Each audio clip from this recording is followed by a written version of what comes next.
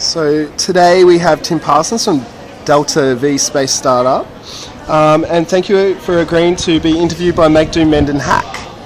I've got a few questions I would like to ask. So, would you be able to interview yourself? I mean, not interview. I'm doing the interviewing, but can you introduce yourself formally? Sure. Hi, I'm Tim Parsons from the Delta V Space Hub. All right, cool. You gave a really interesting presentation before. What is Space 2.0 and what's the difference between Space 2.0 and 1.0? So Space 2.0 is really about small companies taking advantage of miniaturization, which means to get into space is typically 100 times cheaper than before.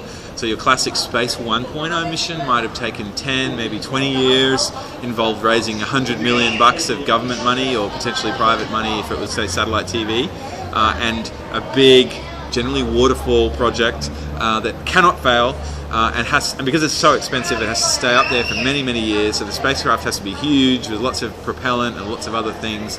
So really, it's all big, and the big bucks and slow. And since the internet really took hold, and since mobile phones really took hold, and you're shooting this video on a mobile phone, suddenly a lot of the key technologies like accelerometers, like cameras, even antennas, all sorts of different sensors have gone from being that big to being that big, and weighing hundreds of kilos to weighing micrograms, and having huge sort of performance leaps at the same time, thanks to the iterations of mobile phones. And you'd like this as a hacker, the hacker culture around Arduinos, Raspberry Pis, of course open source software, that whole generation has really attacked space and said, screw it, we're just going to send a mobile phone into space. We're going to get a balloon, a high altitude balloon, chuck a GoPro on it and see what else we can work out. And through that mentality of hack and hustle, increasingly some companies have started up that are disrupting the economics of space, and those companies we call Space 2.0. They're typically small enough that they can attract seed capital, the same levels of seed capital you might get into some, internet company, and they're also starting to seed a whole ecosystem of small launch vehicles, a lean, agile development process, small disposable vehicles, in fact, where the missions might only last 6, maybe 12 months until the spacecraft burns up. But the value of the data, the value of what it does, is worth way more than the spacecraft itself. Excellent. Now, you've said in your presentation that you were involved in the internet boom.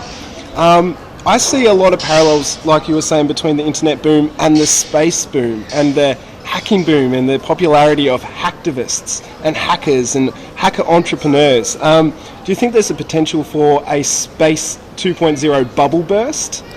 I think there is. I think that the interesting question is, in a way, the economic base of space is still relatively narrow. So ironically, while we are seeing billions of dollars starting to be invested in space, the companies that are investing it already have billions of dollars. So you've got Google, you've got Virgin Galactic, you've got Qualcomm, working out that there are big global markets for what they're doing.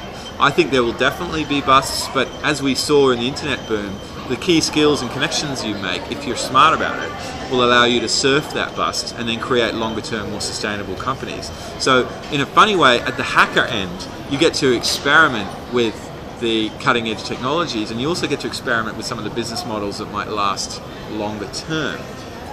The bubble type operations that people are potentially, we could call them bubble, like OneWeb. Maybe that'll be a bubble project. Maybe that'll be the Alta Vista of 2015 or 2016. But essentially, the model that we've seen in the internet has educated a lot of us about how we could ride that. So maybe. Yeah. I think it's cool that you're actually entertaining the thought of the bubble and Space 2.0 being a bubble potentially. I think that's really great. Well, there's a recent book by some economists who identified that the fact that there would be an economic system with no bubbles is the fantasy. The idea that you don't have an economic cycle and that, things are out of whack is actually a fantasy, and things will always be going up and down. And so your challenge is to work out what your strategy is in which part of the economic cycle.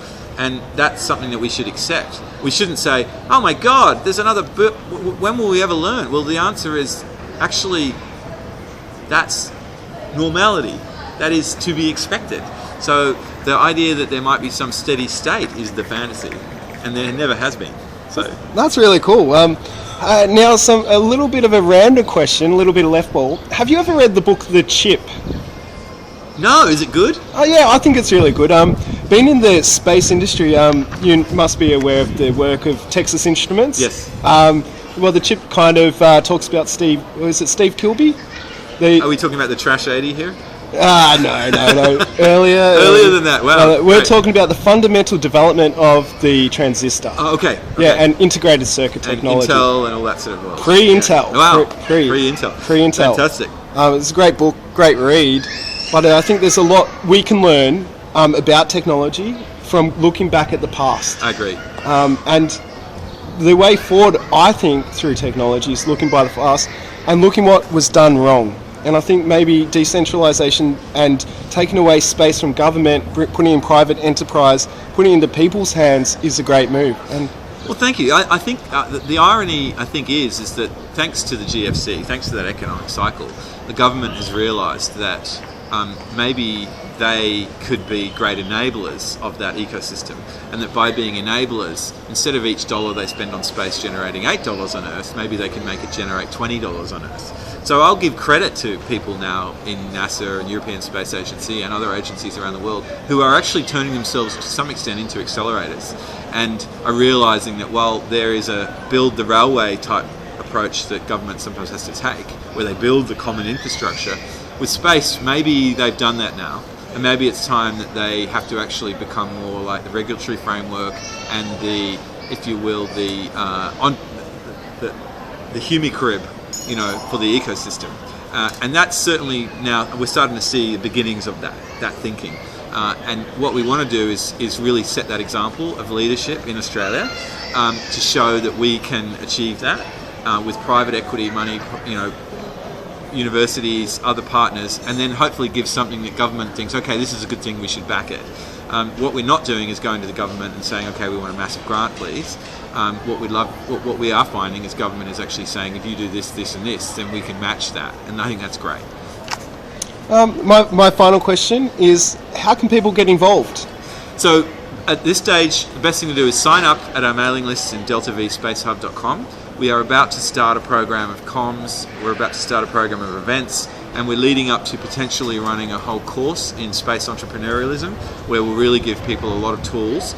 I think also good that they Google picosats, nanosats, cubesats, and they start recognizing, okay, maybe there's that amazing thing I want to do with space. I could do it with a picosat, and I could do a Kickstarter and literally raise enough money to go and put that thing in space.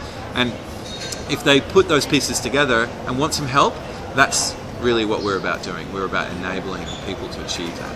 Okay, thank you very much, and thank you for being interviewed by Makedomendhack, and hope I'll be following your progress. Thank you very much. Good on you, thank you.